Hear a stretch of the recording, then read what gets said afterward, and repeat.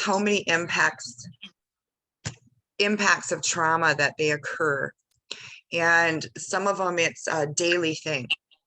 So you have memories of this, you have nightmares of this, you have anxiety of, I'm going to deal with this at school, I'm going to deal with this at work, I'm going to deal with this in the community when I go shopping. So how much of this is impacting our systems and taking its toll upon.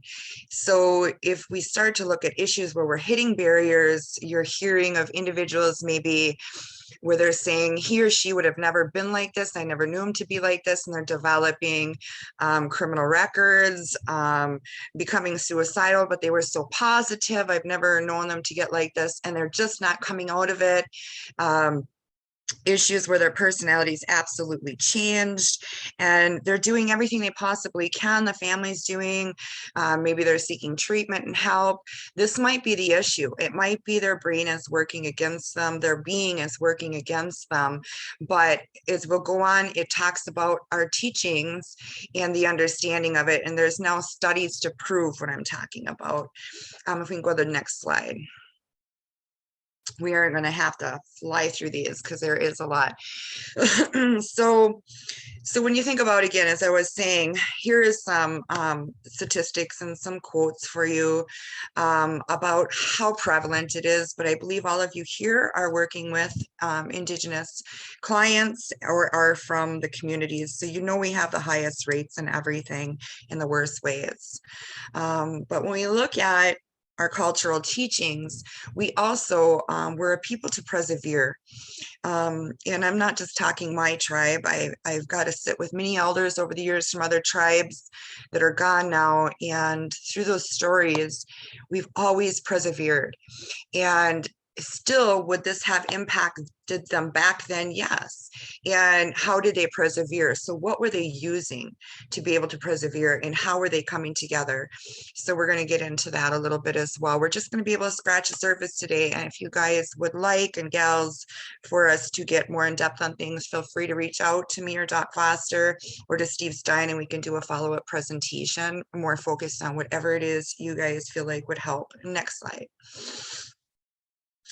So the term biopsychology came up, and in biopsychology, I believe it is a lot like our teachings, because in our ways it's holistic. And so we look at mind, body, spirit, we're looking at environment, we're looking at the individual, we're looking at family, we're looking at community, we're looking at diet, we're looking at all of these things in our ways. It's all important. And we would talk about as well spirit playing upon your weaknesses, the bad spirits. And so, but creator also gifting you these tools. So what happens when trauma first starts? Or if you're, say, growing up in a dysfunctional environment, or in a domestic unhealthy relationship, and or you just have this uncle or something you're taking care of, even though you're an adult, but he is belligerent, he's got his traumas. So it usually starts with sound. You can hear the vehicle coming up, you can hear their voice. So here's your sensories. All of your sensories, when you talk about physiology, is wired into the brain, and it's wired into cells. So how are we processing in this? The interconnected teachings. Our teachings talk about the interconnectedness of things. And what some people call the energy changes. So how you would feel it, the air in the room. Then your eyes start to hear this. So your eyes start to see the pupils, how they will constrict, things like that. And again, this is interpretation in the brain and the connectivities too. So we're going to jump on to the next slide. So all parts of us, it keeps coming back into the mind here, but again, spirit and power. So this is getting into the physiological, and it sends a distress signal. And so this is how it begins, and the hypothalamus. And so when someone is experiencing a stressful event, this is how it begins. So when these chemicals are moving through your body, these chemicals are great chemicals, and this is the fight, flight, freeze, or fawn.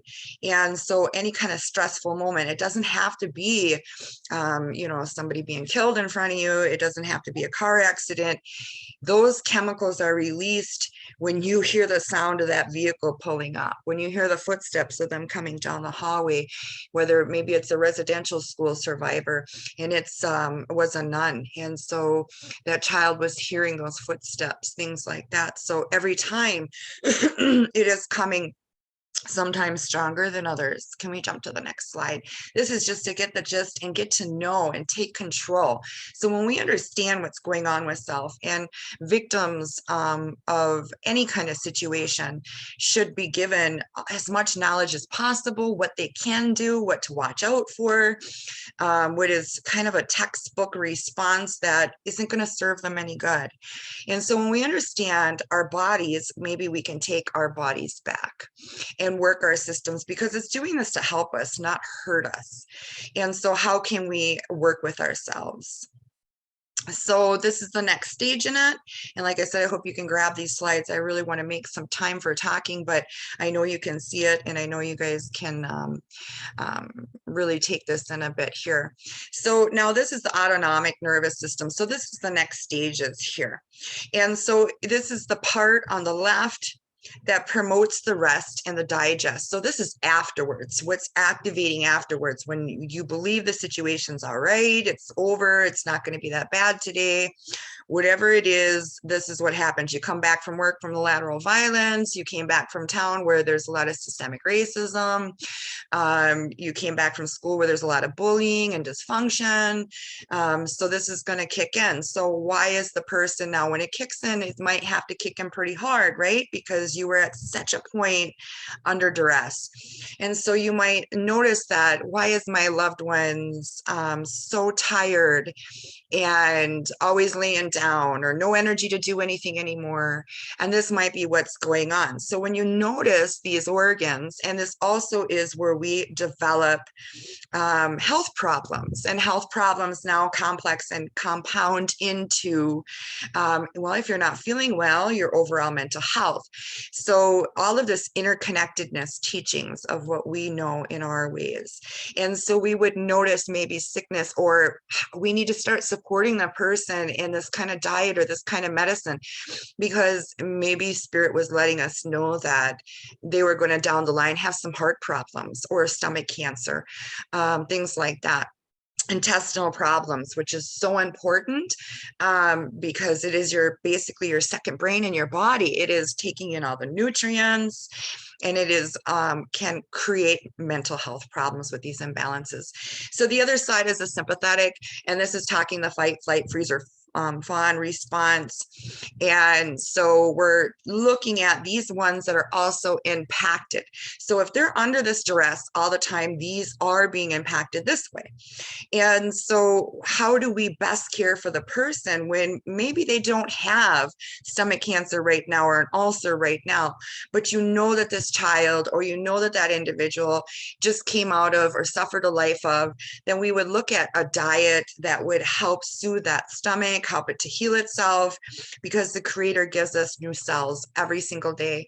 He gives us a new chance, new start it. So how do we support them in that best holistic way, is how we look at that as well. And that's just one of the examples. The eyes as well.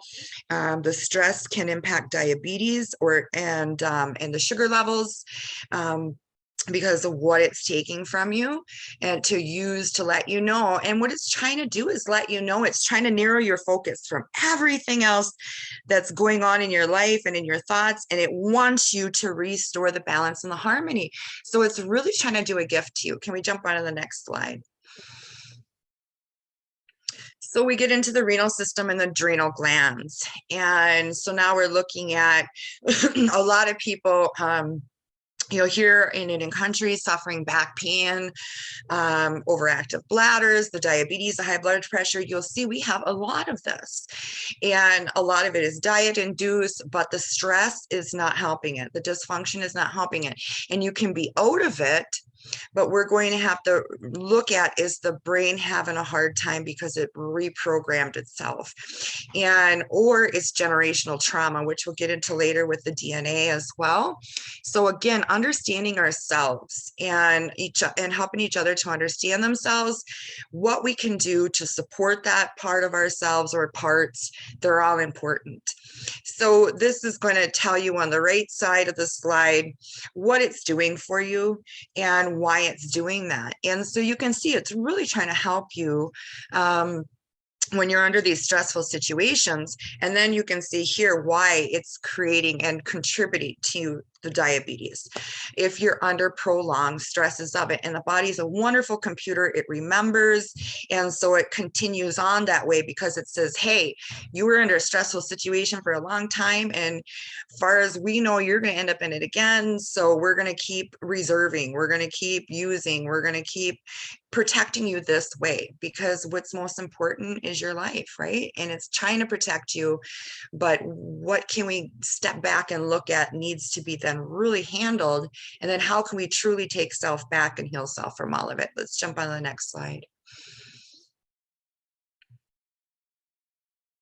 So here's the next slide, and we're looking at, again, the processes that are going on and what's happening here. And so you can see the importance of, but as you see the flow through, these cortisols and adrenalines that are moving through, that are alerting everything and actually able to shut down your brain and focus it and open up all of your senses and your organs. And it's that powerful and wonderful. But at the same time, to be exposed to these chemicals day in and day out, even if it's just through memory, fear, anxiety, things like that, bad dreams, these chemicals are being released. And because they're so potent, that central nervous system, that myelin sheath, it could be eating away. And at each person, it's going to be different parts, maybe where they have a weakness because they weren't caring for self, or deprived of a diet, or endured a beating. Things like that, or depending on the type of stressor. And so as it gets up into the through and it's going back and forth through the brain, there's that blood-brain barrier. So you're looking at things like bipolar disorder, and even up into the brain, the multi-personality, the schizophrenia, things like that as well. But is other health issues, because the spine actually connects to other parts of our body, and our old ones understood and knew all of this knowledge in caring for each other, those with the gifts. So we can jump on to the next slide. I'm going to jump in, Theresa, okay, if I may. For sure. Something that she's touching on, or didn't say, but there's a genetic component to all of this too. For example, in our dominant society, and I'm going to use that word dominant, I don't mean, I'm sure the critics among us I'll hear back about using that word, but in our American society, we have concepts of disease. In most of our American Indian societies, we talk about restoring balance, maintaining balance. I can have schizophrenia and still have very fulfilled, meaningful life. In dominant, I can't be thrust to the side, be treated as what a sad thing, that I was born with schizophrenia or bipolar disorder. There certainly appears to be strong genetic component in any of our diseases. And I love science. I love learning replicable things. But we're a constellation, and we're not just a whole with stuff. We're in our family, within our house, within our communities. And so Theresa keeps referencing the self. And one of the basic concepts of IFS, of internal family system, that our human mind is naturally multiple. I'm going to tell a quick story. One of my cousins his dad was Hispanic. We worked with Hispanic laborers in fields when I was growing up. I worked in all kinds of fields. And in a way, thanks to Cesar Chavez, the Hispanics actually had migrant camps. We had to sleep under our pickups or our tents or pup tents or out in the open, however we slept. So we didn't quite have the advantages of of some of our Hispanic relatives, and we worked together enough that we became close. And sometimes some of the fellows and ladies ended up marrying into our community. And so one of my cousins, his father had married into our community. And so I'm going to Baylor University, this is back in the 70s, working on my doctorate. And I was told excitedly by an auntie that my cousin was down there in Austin and working as a studio musician. So I go to visit my cousin. I'm just excited. And his name is, I'm going to use this name, Ernie, which isn't his name, but I go down and she said I would probably find him at this particular music studio. And so I go to this music studio where he's evidently working as a musician, and both of us loved music and played guitar and loved jamming together. Several of my brothers and I loved music and jamming. And so I go down to this music place, and Austin was Willie Nelson and others. I mean, it was a happening place at this time. And I asked, does anybody know where Ernie, and I'm not going to use his real last name, but I'm going to say Rodriguez. Anybody know where Ernie Rodriguez? And they look at me puzzled and they go, Ernie, oh, Ernesto. Ernesto's over at La Raza. Ernesto, La Raza. Now, Ernie was not raised Hispanic. He was raised with us. He was raised in the fields. He was raised. So I go to meet Ernesto and see my cousin, and he's quickly signaling me. He's introducing me in Spanish to these other people and explaining that I'm Los Indios Americano, that I'm Norte, that I'm a North American Indian, which wasn't always popular with Hispanics back when we were young. Nobody, even though you looked like the head of a buffalo nickel, you weren't Indian. You were Spanish. You were Castilian. You were from Spain. And I won't get into all of the socio-political aspects of it. But was Ernie being disingenuous? Was Ernesto, and he was quite in love with one of the young women that was an activist at La Raza headquarters in Austin. And my point is, those are parts of us. But Theresa keeps mentioning a self. And part of IFS is the concept that there's a unified self that is not a part. That's the whole. And that unified self cannot be damaged. It cannot be damaged by trauma. It cannot be damaged by triggers. It cannot be damaged by schizophrenia. It cannot be damaged by bipolar disorder. It cannot be damaged. And what part of our goal in IFS is to allow the parts to become reacquainted with the self, the part that knows how to keep recreating itself, as Theresa keeps mentioning. Thanks for letting me interrupt here a little bit and providing somewhat of a paradigm for people that can guide us in our life and in our own hope. So I can have a disease and still find wholeness within self. What a beautiful concept. Thank you, Theresa. Miigwech, Doc Foster. So the neurological impacts of stress, as I was being shown and understood, then they came out with this study here, and this was, I believe, March this year. So it proves it, but it also proves that as later as you go through the slides, you'll see that they ended up being able to learn. And we'll go a little bit more into our teachings on that, I think, which is more important. But this is here so you can have your statistical, you can have your studies that prove it, your evidence-based, and this just came out. So this is proving that stress is creating, so kind of like punch drunk, kind of like trauma impacts to the brain, the TBIs, things like that, but it is not being created by physiological blows, although many of our people throughout our indigenous communities have suffered many physiological blows. But these would also be due to those cortisols, those adrenalines, and those strong chemicals, and it would be creating that kind of a, where it would be seen as burning out that area of the brain. So it's not connecting anymore. And we can jump onto the next slide. So here it's talking about that. And so it's saying that even in the resilient animals, it talked about the number of synapses that decreased after the stress event.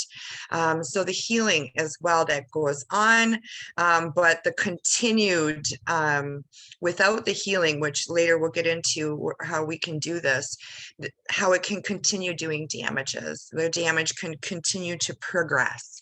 And so why it is important to take ourselves back, why it is important. And we'll get into that in a little bit. Let's get on the next slide here. I'd rather get into that, but we need to do this. And so it does go, it says, therefore, we believe stress-related psychiatric diseases such as depression are also associated with the denigration of neurons. So to continue staying in victim programming, victim mentality, to not seek help, to not know what really is your issue, to lose sight of your own heart's truths, to allow our emotions to carry us away. And things like that, and not face through, work through until it no longer is. We can go beyond it. It can have these tolls. And when we continue to grow up in our Indigenous communities on top of our generational traumas, which, like I said, we'll get into with the DNAs, we're looking at the odds are you're going to be going through some other event later, if not you, a loved one. And so we have to learn to face and take care of ourselves, but how, where, and what is needed. And so this is important, I believe. Can we jump onto the next slide? It is empowering ourselves. So here is the parts of the brain that it's talking about, the higher resonating executive functions, the prefrontal cortex, and the limbic brain. So the processes that are going through as this fight, flight, freeze, or fawn, these stressful events, these chemicals, what is happening to us physiologically. So even it says quite mild, acute, uncontrollable stress can cause a rapid and dramatic loss of prefrontal cognitive abilities, and more prolonged stress exposure causes the changes in the prefrontal dendrites. So with that said, again, what we were just saying here, that it's going to cause some problems. How are they supposed to process their situation and react? Which now we're looking at compound complex issues where things just got worse, right? Quick, I didn't mean to say that. I wish I wouldn't have. Oh, Doc Foster, did you say something? Go ahead. I'm going to jump in again for a moment. So, folks, this is a complex thing, and we don't believe, for example, that stress can cause schizophrenia. We do believe that sustained stress or very sudden and acute overwhelming stress can kindle a person that's predisposed to having, say, schizophrenia or major depression or bipolar. So we're not saying that the stress causes it, but we're saying that the stress can kindle it. But so can a number of other things. Methamphetamines, cannabis. Cannabis can trigger the first psychotic episode for someone who's predisposed, say, to paranoid type schizophrenia. But other things also affect this prefrontal area profoundly. And those include toxins that we're exposed to while still in the uterus, prenatally. So we can expose, my wife and I have had the privilege of raising numerous children that are all relatives. In the Indian way, we have no bastards. Everybody has multiple moms and dads, multiple aunties and uncles and grandparents. And in the dominant society, they don't always understand that. So be it. It's just a different way of connecting to the world and to the universe. But several of our children were exposed to methamphetamines, alcohol, and other things prenatally. And it stays with them through their lifetime, particularly in the prefrontal cortex, particularly in the frontal lobe. In the years I worked for 11 years with the Bureau of Prisons, and I couldn't understand why some of the men and women would do such stupid acts. And I even saw on TV a thing called The World's Stupidest Criminals. And it offended me because I knew that these weren't stupid people, but where did these stupid acts come from? And the stupid acts came when the prefrontal cortex had been damaged before the child was even born. And when something would trigger and they'd go limbic, lobes no longer were able to help the person manage the situation. So what in IFS we call exile part and firefighters, parts that try to protect the person and don't realize that self is there, that this undamaged, beautiful self that in the thing that Steve put out, it calls the 8 C's, the 8 C's, you can recognize when self is talking, because there's not one of us on this call that is closer to the earth, to Unchimaka, to Grandmother Earth than anyone else.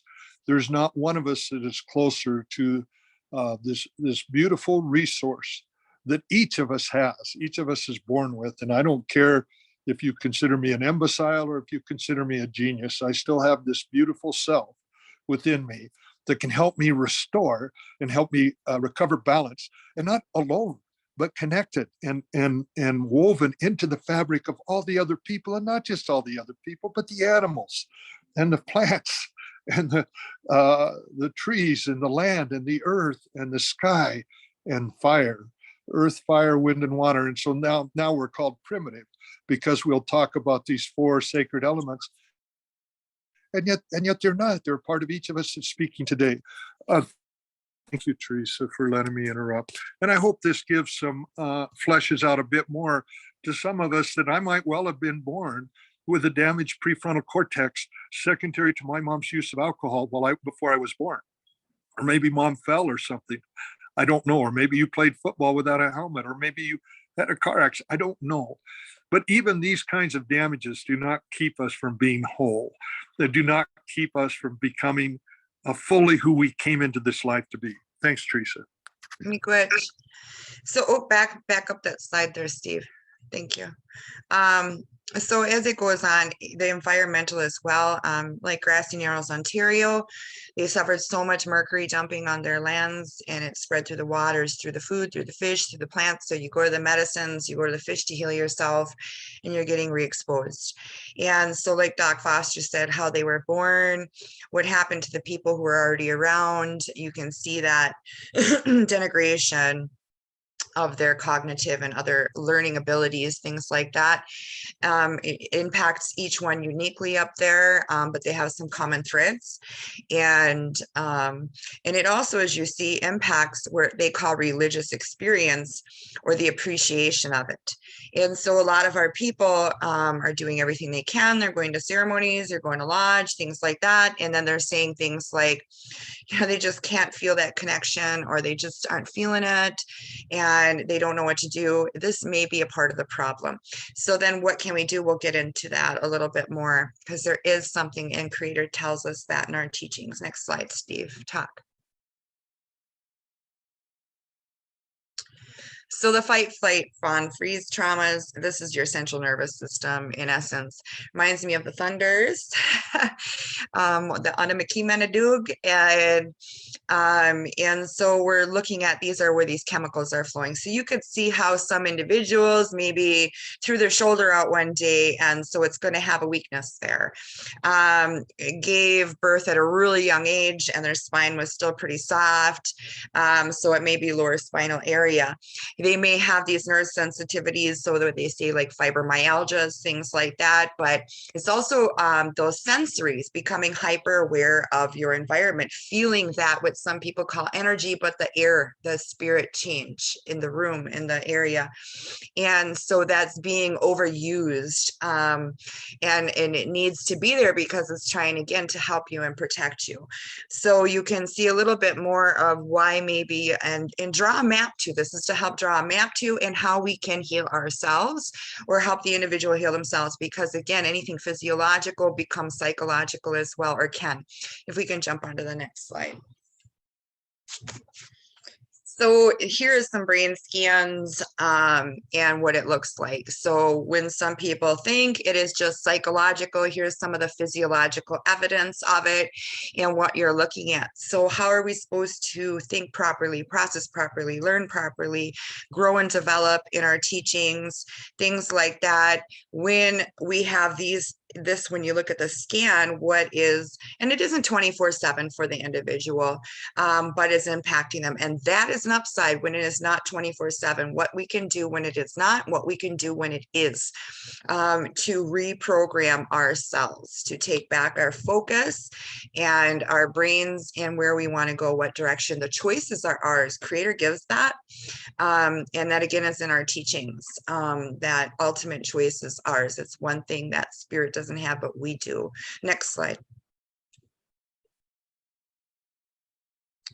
So broken heart syndrome, I know there's some debate on this, but again, we see too often through our Indigenous communities for generations now that this is real. And it's just, we call it in different things depending on the community you're from. But it is, again, with the cortisols, it is with, and what is happening. So how we can change diet, how we can look at, and if the individual is so used to, born into that, but yet is experiencing these kind of symptoms and health problems, then, you know, they're strong, they know no different. And once they learn different and better, because they've lived nothing but like this. And so they might not know that they have this broken heart syndrome. Excuse me, Doc Foster, did you say Theresa, something? I want to jump in again a bit. Yeah, a moment ago, you talked about reprogram, and program is something that smacks of colonization. And what I mean by that is it's something that comes from outside in. What we're talking about from the IFS paradigm is the self, the 8C, self-compassion, and you can read those 8Cs for yourself. But you know when self is talking, when the higher, the big I, the big me, those of you that are Christian, I liked it when Moses asked who was talking to him, and in Hebrew, he said, I am talking, the big I. We had in boarding school, we had chapel every day, Bible study every day. So I got to know the Bible well as a child. Well, not well, but in a child way. So IFS tells us that self cannot be damaged, self cannot be hurt, self restores. So we don't reprogram, we reconnect with our core self. How cool is that? And our core self always wants balance, always wants wholeness, always wants recovery. When you cut yourself on your skin, you say you don't know, and you really don't. You couldn't explain to me unless you went to years of professional training what's actually happening on a white blood cell on a cellular level and stuff. But it's really complex. And your body responds to that invasion immediately, not in a way that's going to be programmed from outside, but in a way that's intuitively built into to restore itself and heal itself. And probably each of you can look at your hands and see scars from prior injury. But thank goodness, higher self knew how to heal, knew how to bring yourself back to wholeness physiologically, but also emotionally and psychologically and spiritually. And so this very much incorporates spirituality, and what Theresa earlier talked about. Our experience of something does matter. I found it often, we see the division of the country right now between the parties. And yet I have a very sad story to tell you. Our grandson drowned in our home less than a month ago. He's been with us since birth. I don't care, our kids that were sniping at each other and heart with each other, we all came together to grieve for our Takoja. We miss him so much in our home. We miss the life that he brings. Is my heart broken? Yep and nope, because I know that we'll carry on, and I know that I'll be a better man because Tatanka Wihambla was here with me for 3 years. I know that I'll be more loving because life matters and our lives matter. And I say that not to gain sympathy, but to give context. They were hesitant to ask me to join Theresa on this today because of the process of grief. Grief is not a disease. Grief is a natural response to loss, to death. Grief is so much better managed, though, in community. Thanks. I'll be quiet. Miigwech Doc Foster, and I just put some SEMA out, and for you correcting me on that, programming to reconnection and connecting. I love that a lot better because that is how it should be. But trying to bridge it from Western clinical to you lose, and you showed me a better way. Miigwech. Next slide, Steve. So trauma release therapy is one form. In our ways, sometimes you would go sit out, sometimes you would go to a cleansing lodge, sometimes we would use our cycle or time as a woman. And we do this with diet as well as ceremony and forethought focus, which that would be. We call in our helpers, spirits, ancestors, whoever, depending on. Sometimes you do this in a lodge with others, with family, with your elders. We could go on down the line here, but we have our ways of doing this as well. And so again, we understand cycles in our teachings. And as you're seeing in those slides prior, the cycles that are going on with these, when this happens, when we go through these things. And so as Doc Foster reminded me of, it is connecting. Here I had wrote, as a peoples, we are so disconnected. So the timing of that was spirit timing again, miigwech, Doc Foster. I had to put out a SEMA. I was so thankful you reworded it in a way that is really important to be put in that way instead. Prophecy shows we are to get spirit back in our ways of life and reconnection. This is 7th generation time, and this is a part of our privilege, our honor, our duties, our purposes here.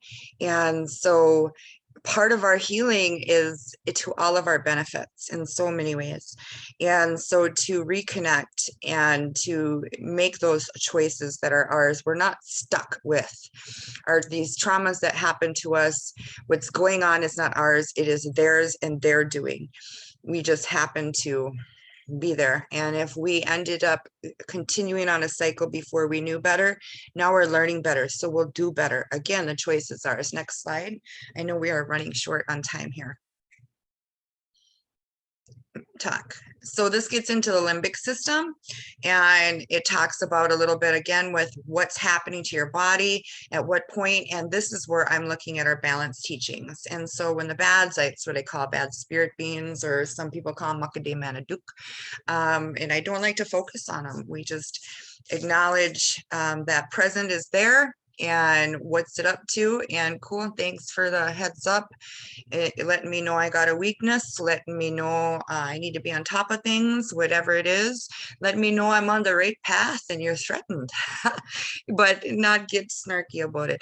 And so when the bad's attack, it is the opposite that suffers, or the innocence. And that's what one of my best friends and elders, Sylvia Cloud Parisian, would have said. She always said it was the opposite, the innocence that suffers. So the balance teachings. And so what is good, natural, and pure? And here's the limbic system. And so when we're looking at it from our cultural teachings to these physiological, how it all again interconnects. And so whatever language you need to use, whichever way you learn from, whichever way you understand, it is still connected, and how we can care for it. But when it is attacking this, what does the limbic system do? And it says it deals with our emotional responses, and it comes to our behaviors for our need for survival, feeding, reproduction. So our will, caring for our young, and our fight or flight responses. So what kind of spirit is trying to overtake these emotions is how we would see that, and have you running away in a way that you wouldn't choose. It isn't you. So how can we take self back again and catch this? Mm-hmm. Yes. So thanks so much for this beautiful. And if we don't get done, we don't get done. We'll have session 2 and session 3. But I want to add something. What IFS, the paradigm that IFS brings, is that often one of the reasons we want to protect our kids, we want to protect our children from trauma, is because in our humanity, self in a child is a child self. And so when trauma happens, that part of the child that experiences trauma doesn't even know about self. That part of the child only counts on adults and older people around it to protect it. And so that part of the child, how many of you And you know, I had not thought about the footsteps. I've shared this, so Marcita Eaglebear and others that have known me a long time, I've shared that I was sexually molested repeatedly as a child at boarding school. And I'm old and I'm deaf now.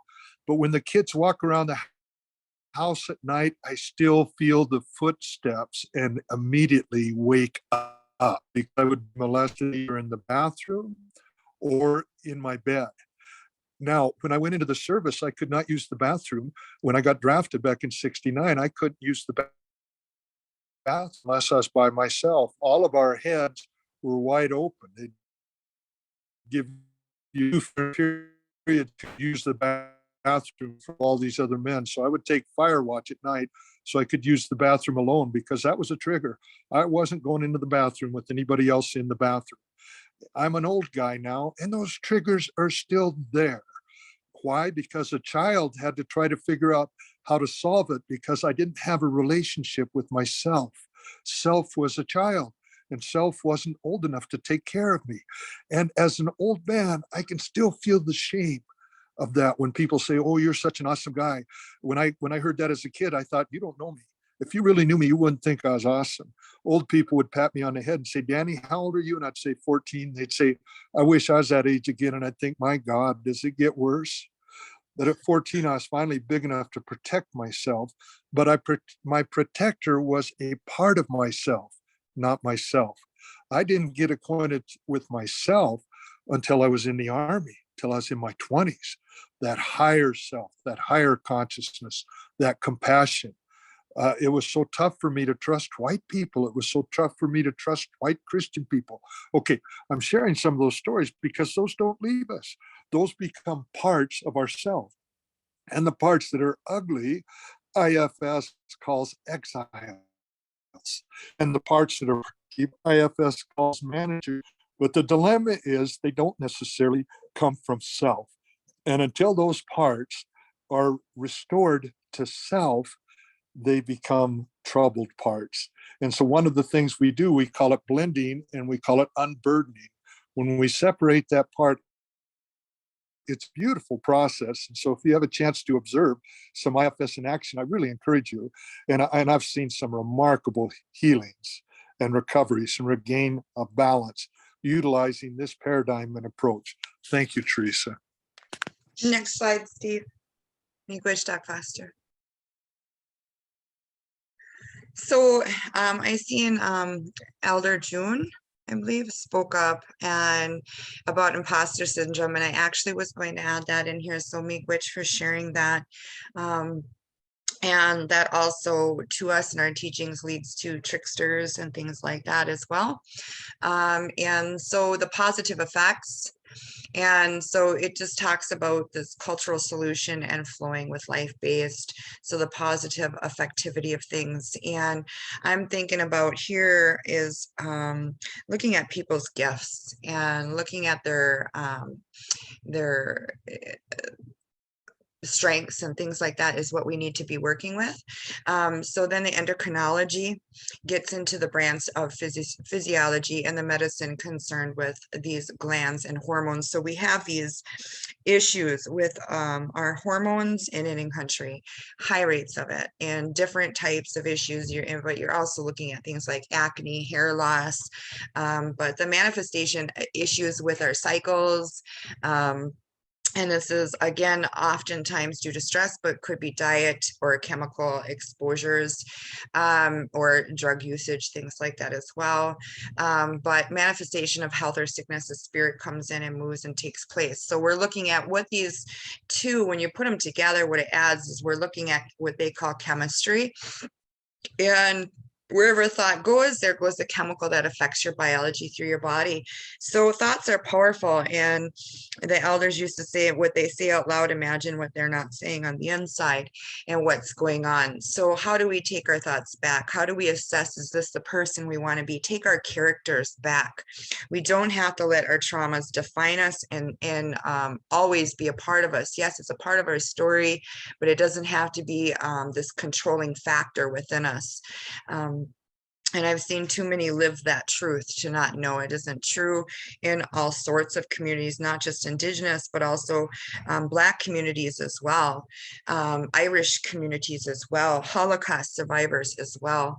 And so oftentimes in Indian country, because like we were talking earlier, the part of the brain that deals with will, and your willpower and then your energy being depleted when you're looking at how many organs are trying to heal themselves. They may not have diseases in there or things like that yet, or their intestines are inflamed, because a lot of this can cause inflammation. But all of that then interacts again with your hormones, with your chemistry, with the brain, with the thinking. So the willpower is drained, the energy is drained. And so there have multiple attacks going on. So you often hear our people in Indian country want what somebody else has. Oh, you know, how do they do that? I have these aspirations, I have this dream, I have this goal, and it seems so big and so far-fetched to them. And they feel like if they can't just have it, just do it in one day, and somebody doesn't just make it happen, then why bother, and they give up. And they're the kind of what some would call depression, that just spirit breaking moment hits them. And we need to remind ourselves and each other, those that made these big goals are walleye warriors, our elders who created boards and committees, schools, elder centers, youth centers, things that were never there before, brought rights back to us, ceremonies back to Madeline Island that were never there before. They were outlawed for 150 years. It took small goals to get to that big goal. It took coffee clutches. It took pulling on folks. It took getting no's and finding the yeses. It took being okay with this might not work and what will work. So when we have wounded egos and we hear something is wrong or we get corrected, sometimes we just really get knocked down in any country. So how we can look at these barriers and look at the responses that we're dealing with, and now we can see why it's coming from these places and what we can do to be steps ahead now, right? So that's what our warriors did, and we are fighting to empower ourselves and take ourselves back. So the next slide, Steve, talk. So here we're looking at relearning how to interpret what we're seeing. Our brain, again, wants us to be programmed in such a way that we're going to recognize this right off the bat next time. So that way it can protect us and it can avoid going through so much. And the thing is, now we may be in misinterpreting situations. We may, because something is similar to that, it doesn't necessarily mean it is that. And so then we react in such a way, and that isn't always beneficial for us and what we really wanted if we knew later, which we usually find out in hindsight. So how do we work with them and what's really going on? Our brains aren't working against us. It's really trying to help us, but then how do we help it? So how do we learn? How do we look at healthy boundaries? How do we learn the differential? How do we make protection? You know, if the situation, what do we do? And then how do we just learn to decipher the difference, things like that, and then seeking support as well from loved ones, community, your elders, finding those teachers, and things like that. Next slide, Steve, talk. So this one is for Doc Foster, and the next one for sure. I can't speak upon this.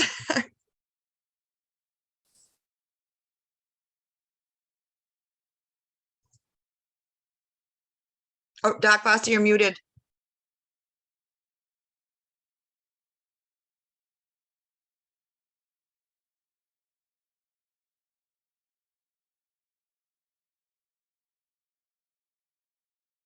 Sorry, guys. And so one of the things that I just typed into the group chat was how do we recognize higher self? And how do we recognize? So I put down the 8 C's, because we can recognize in what we call Dahu Achaskaskan in Lakota, the spirit. When spirit talks, we feel it. So just like things can be triggered with upset, we can also be triggered for wholeness. We can also be triggered for connectedness, for calmness, for clarity. There's so many times where we can't make life easy, but we can make it clear. And we can make it clear as people who love, as people with compassion, as people with informed curiosity. So the managers and the exiles and the firefighters are all part of the IFS talk. And these are the parts of a person that's formed. So when I talked about Ernesto, I didn't know Ernesto. I grew up with Ernie Rodriguez. I grew up with Ernie Rodriguez.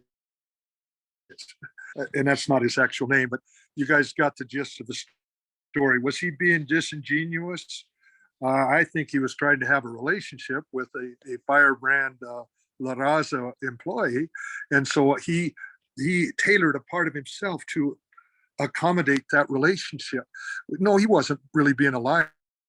He was being a young man making friends with his parts. And so the managers, often the critic is one of our managers that takes on the voice of one of our parents or grandparents, or maybe one of our school teachers or a counselor or a police officer or something. The firefighters come in whenever the limbic system is aroused, and they come in to put out the fire. So that's fight or flight, now or never. When suicide is suicide. And so with IFS, we don't view suicide the same way as we do with the dominant society thought, because suicide is a firefighter trying to fix it. Firefighter doesn't want you to kill yourself. He wants you to quit hurting. And firefighters are very limited, and firefighters are often children. They're a part of us that came to us as children. And so when you feel panic, when you feel the imposter system that I saw our elder June mentioned, when how many of you can't still feel that sometimes? I used to think, well, I won't get into those details, but it was tough. If I had to use the bathroom and one of my molesters was near the bathroom, I couldn't get outside of the school without setting off fire alarms. And so everybody would know that I had to poop, but I wasn't able to poop because I wasn't going to go in the bathroom when that guy was near the bathroom. And so I literally shit my pants a time or two when I was a sixth grader. Then the teacher would say, Danny, would you hand out the papers? The last thing I wanted to do was walk, to move in front of anybody. I needed to get back to my bunk and change my underwear and throw my underwear away. Now that's a very graphic story, but it's also a true one. And people would say, who shit their pants, as I walked up to get the papers to pass them out. I hated those moments, filled with shame. Sometimes as a 70-some-year-old man, I can still feel that shame. I can still feel they know. I can still feel that people are judging me, and people do. We're a very mean species. We're a lovely species and we're a mean species. I can be mean. I have been mean. I have people been mean to me. It's part of our quiver of arrows. It's part of our tools. But self, in the core of all that, self is not mean. Self is compassionate. Self is curious. Self is candidly strong, courageous. Self is creative. So I put down, you see all of those, and thank you so much for including this, Theresa. And I hope you folks see the positive aspects of, quote, spirit that we're bringing out in this too, because all of this allows restoration, recovery of balance. And so does epigenetics. How cool is that? So we're impacted through the generations in negative ways, also in positive ways. Let's be the healing generation. Thank you. There's another slide for Doc Foster. I don't know if he wants to talk on it at all or not.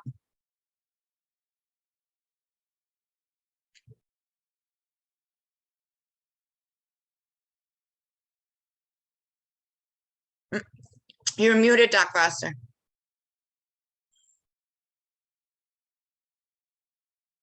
I won't in interest of time, but folks, hang on to this and take it and look at it, because everything that we're speaking of can be healed even without Theresa and I. But it can certainly be healed with other people seeking to help you, with Wakanwi Chasha Wakanwi on, with people who are able to, maybe Pajuta Wakam, maybe the plant medicine, maybe the spiritual medicine, maybe the ceremony medicine. If you're a Christian, maybe the church, maybe this service, maybe this ceremony. We have so many ways and avenues of healing. And sometimes with our biases, we exclude them, but they're all ways of restoring, of restoration. How awesome is that? Thank you. Next slide, Steve. Talk. Miigwech Doc Foster. So this is the spiritual versus emotional beings. And my dad would say it's called being too human. We're, you know, and we're to be human beings, spiritual beings. Spiritual beings having a human experience, but to be too human isn't good. This here came from Spirit, the STOP acronym. And so on the inner circle, closer to Spirit, the kind of the solution to step back, talk with Spirit, follow the circle teachings, and put your asema or tobacco, naknama, whatever you use, knick, to put it down. And so here is the outside of it. So somebody had asked a question about the outside noise. So I'm breaking down as if a situation is occurring, a trauma or incident. I start in the Northeast in that spirit door. So that incident's coming in up in the upper right corner here. And that's the fear, the sadness, the emotional that first starts happening there, the reactionary. And then we go looking at the impacts of this and how the impacts kind of flow and the interconnectedness in a bad way. So we can have the good interconnectedness or the bad. So again, how to map and catch ourselves and where we're at. And we can always stop. To the next slide, Steve. And this here is how it feels sometimes to be somebody going through a traumatic situation or an injustice. You feel like you're this guy with the bag over his head and you can't see what's going on and what's coming at you. And that's why I said earlier, we need as much information as we can. What is our rights? What is happening? What we can do, what we can't do, where we can go for help, things like that. So communication is a great thing. Resources are a great thing.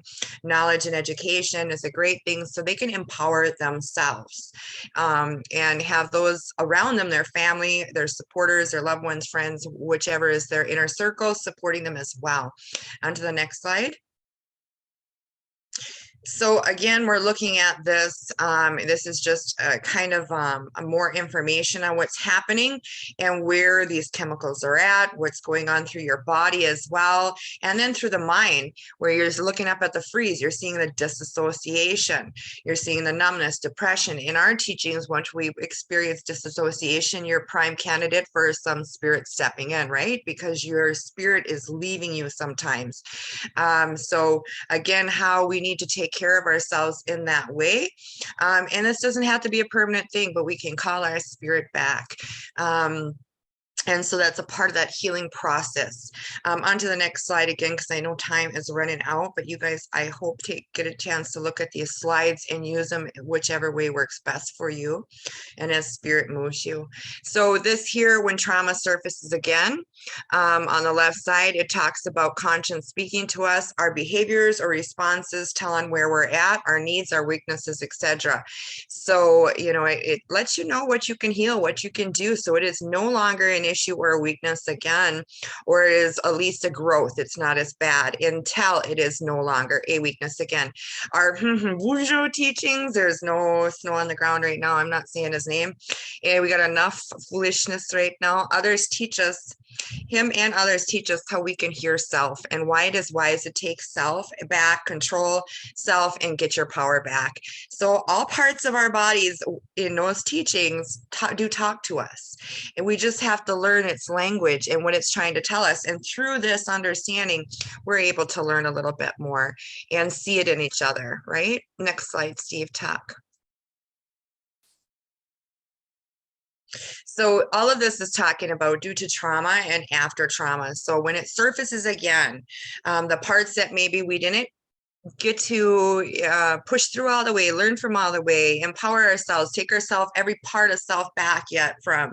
And so when it resurfaces, here's another way to map it as well. I think I've shared this in other presentations, the fight, flight, fawn, or freeze. And so you're looking at, am I falling under any of these? Why am I acting this way? What's going on with this situation? Again, so help to map it out and catch self in it. So you are no longer a victim, right? You now are starting to live the life you had before anything had happened. On to the next slide, Steve, talk. So facts, and then there's truth. And, we can say the facts about Indian country, but if they don't know the backstory, the truth of it, will you understand? So the truth of matters is really important. And so we look at the now and what's next and our goals. And oftentimes I've seen somebody in the chat said something about how do you help somebody with all this noise going on, and never, I think they said, basically it said developed at that point. So growing up and things like that. So again, this kind of gets into that. And we need to look at and define what it is we really want to be about. Help them see down that path, that choice, because just because everybody's doing it and it is the norm, where is it leading? And is this the person I want to be? Is this where I want to end up? So that motivational interviewing and those kind of questions, so we're not putting the answers into them. They need to make these choices on their own. But to help define what it is they want to be about. Maybe for some, it is a goal. It is how they see themselves in their life. And then listening to that, is that a wounded ego talking? Is that trauma talking that's defining why I want to impress so-and-so? Or is this really this person? So helping them to find that, and then what steps does it take? What kind of character? What kind of daily choices? What kind of habits? And so how to get them up through there, and then also prepare them, because oftentimes those that who are not ready to look at themselves, when you're doing well, when you're healing, when you're growing, when you're progressing, anything, what do you think, you're better than us? And, or they start testing you, and, and it could be the bads moving in on them, working through them to test you, to see if that's what you're really about, or to see, are you going to get a big head about it? Are you getting egotistical? And why? So do I want to be a humble person doing this? Am I living by example? And if we can jump onto the next slide there. So the Teresa, decolonizing, all of that in there. Teresa, Go ahead. I'm going to jump in quickly again. So one of our most difficult ceremonies for me personally was Hamblechiapa. When we would go onto a high place and fast and pray for 4 days, we usually start around puberty, males and females, and our goal is usually 4 days and 4 nights. But sometimes when you're young, the elders won't let you stay out more than 1 day and 1 night, or 2 days and 2 nights. And you obagi, you take tobacco to an elder, a man or a woman that you respect, and ask that they help you go out to this hill to cry. And what I'm bringing this up because we do this alone. We go on the hill, and I did not know self when I started doing that. I did not realize that I had a place inside of me that was good and healthy, a place inside of me that could heal and knew how to heal my skin, but also knew how to heal my heart, knew how to heal my emotions. I didn't know that. I didn't trust it, and I didn't feel worthy of even this ceremony. And those were 4 days of hell for me, to be alone with myself for 4 days. Now, as an elder, it's a wonderful ceremony. I love being on the hill with Creator. I love being on the hill with creation. I love being in Sundance with my relatives, praying, fasting and praying for 4 days and nights. Now, what was once so hard, because I finally became acquainted with what's inside of all of us. Just as gravity always held me to the earth, so does spirit always connect us to Creator. And all of us were born with, my uncle used to say that Creator gave the elk just enough brains to tan itself. Or Creator gave us just enough higher self to heal ourselves, to restore balance, to have a meaningful and purposeful life. So I just love your presentation, Theresa, and I'm so thankful for all that you're sharing. Thank you.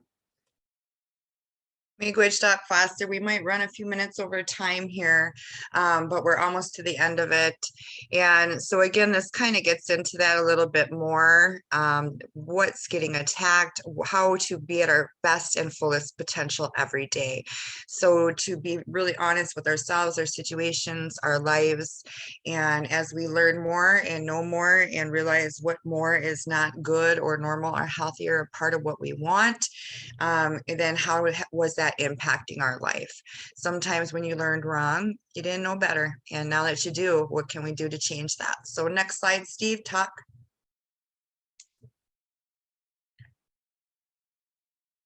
So I put this Lakota Lame Boy, the grass dancer story in there, and also the savant syndrome, what it can look like, autism, it's in comparison to in ways, and then also to us as Anishinaabe, the creator talks about the balanced teachings. If you are born with a disability or develop one, it is law of the universe that the balance will be restored.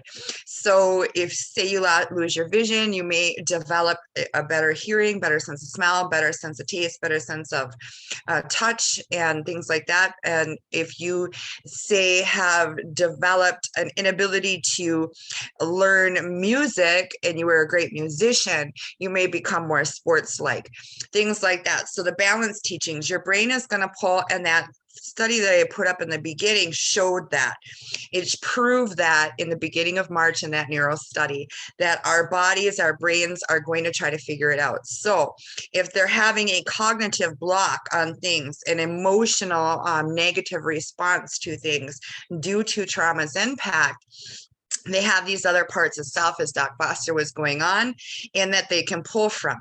And so it's going to be unique to that individual. So to work with, again, their positive, their strengths, their interests, maybe they've developed new interests, maybe they tapped into old ones, and that's what the brain did because of old connectivity, you know, to their youth, to their programming that's in there, it's instilled. And is that something they're even interested in? You know, maybe they have no interest in that. Well, what else interests? So let's start opening those doors up and see where spirit's calling them on the other side, and how do we support that. On to the next slide, Steve. So this talks about the neuroplasticity and the restructuring of the brain. So this, again, this study came out, I believe this one's the one that came out June or July 1st, but it talks about the healing of the brain. So anybody that tells you it is not possible, our teachings told us so within the last few thousand years, and here it is now, they're catching up. And so yes, and there's the difference between functional plasticity and structural plasticity, and we can jump on the next slide because we are so running out of time. It gets into, or I get into the fun facts about both sides working together. So you may have problems on one side, but they are working together. So again, you're not totally SOL. Next slide. Try to tell you. And so this is the DNA part. So, you know, you go through these stressors, and if it's before you have children, it wants to, because if it's environmental, it's worldly kind of things, it wants to protect your offspring from going through it, being prepared for it. And so again, it's not trying to do a disservice, but that's what also generational traumas can look like. So they're instilled with. And so again, it's trying to help you out, but to know that ahead of time. So when we heal ourselves, we are healing our ancestors before us that didn't get a chance to or knew better and things like that. Because boy, they get to have that moment as they're watching over us and we're leading that way. And then we're healing for the next generation, especially if you haven't had children yet. And if you did, you're setting by example. On to the next slide. Boy, am I trying to zip through this, but that also, if you've seen in that slide, talks about cognitive tasks. So doing things repetitively, making it a part of your way of life. And that is our teachings again. So this therapy approach, again, is our traditional teachings, what we call it's a way of life. And so this is day in and day out, how we think, what we plan for, what we're a part of. And so this is our ways. And these are the parts of the brain. So it's talking about meditation, the conscious, the subconscious, and again, the interconnectivity to it. And what is spirit attacking? And because of that, you know, the importance of all of these things. So when we look at that, we're able to map and target more where the individual is having a struggle. But say we're looking at the subconscious mind and they're only having a few of those struggles, look at the other parts of it that may be their strengths. So it is totally not gone. And so we can work with that. And which ones brings them to life when you talk about it, which ones are they just like you see their eyes glazing over. And so you're going to be able to work with them through observing. And again, this is what our elders did, inner warriors. Okay, next slide, Steve, talk. So this here is the food part. And when you look at what it needs, healing for the whole mind, body, and nervous system. So we're looking at mind food. This is the neuroregeneration. We're looking at the nervous system. These are the vitamins and the minerals and nutrients that is needed. When you break those down and find the foods, so bees, your bees that you need and your folic acids, folic acids helps your body absorb the bees. Vitamin C helps your body absorb the iron. So it's just like the medicine teachings, the dance, the balance, the pipe, the male female part. It is the same way, the interconnectedness, they need each other. Not only do they need each other, but the vitamin C you need for the healing, the iron you need for the healing. So you need them all, and they're dancing together. When you break it down to what foods are highest in, these are cultural staple diets: flaxseed, salmon, herring, strawberries, the rice, the tuna. And so you can, if you can't, I try to put it down in ways where if you can't get your cultural, this is what's next closest to it that you can get at the grocery store. And so what kind of diet to create? Again, to help heal and help with that neuroregeneration, the rehealing of that spine, that central nervous system, and that myelin sheath. The next slide, Steve. We're almost to the end. Thank you guys for staying on. So here we're looking at this is all now the resources. There are so many of them in there. Help yourselves. I'm willing to stay on if anybody has questions or something they want to jump on, or Doc Foster has something to say. I just feel bad that we had to cram it on you. You're going to literally feel mind blown after. So flip back to that diet one, and that's your dinner tonight.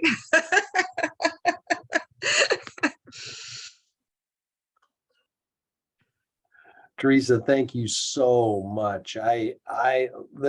Folks, there are literally 20 slides of resources and references that have been gathered by Theresa, and these will be available to you when we reach out and give you a copy of these slides. Use them for good, apply them as you may, but I just really want to say thank you again to Theresa and for Doc Foster coming on late notice. And it's been wonderful to see so many stay on the call.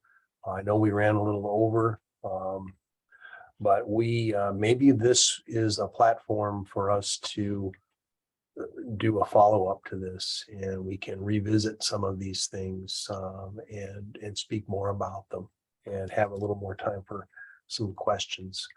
In the meantime, feel free to reach out to myself. I'm going to, we'll make available, you can reach out to me through the Native Center for Behavioral Health here at the University of Iowa, and I'm happy to forward any questions on to Dr. Foster or to Theresa Sault-Brill if you have comments or questions for them. Please, if you get a chance, respond to our short survey. We will reach out to you via email, and we will give you a copy of these slides, and you can have some CEUs per request. So thank you so much. I can't tell you what a wonderful last hour or so, or hour and a half or so this has been. Closing thoughts, Theresa or Dr. Foster? Go ahead, Doc Foster, you go first. I'll pass, my girl. Wonderful presentation. Clearly we're not done, but this isn't done. This is dynamic, it's lifelong, it's ongoing, and it's like motivational interviewing. There is no stop, and there is no time that we can't heal and we can't regain balance. And so I hope that my disclosures weren't too graphic, and my wife usually kicks me under the table or something, but it's true. And I'm telling you that the negative is as important as the positive, because we grow because of it, not in spite of it. And as a child, I sought spirit to try to figure out how to not kill myself or kill other people. I had so much hatred, self-hate, and shame. How awesome it is to be an old man and love people. How awesome it is to love people who don't like me at all, to tell me I'm full of whatever, and tell me that I'm a fraud and I'm a fake and I'm a phony. I love you too. I love you too. And I'm not. I'm genuine and authentic. I am so thankful. I'm so sad for my grandson leaving, and I'm so glad for the 3 years I had with him. Bless you all. Thank you. Make rich, Doc Foster.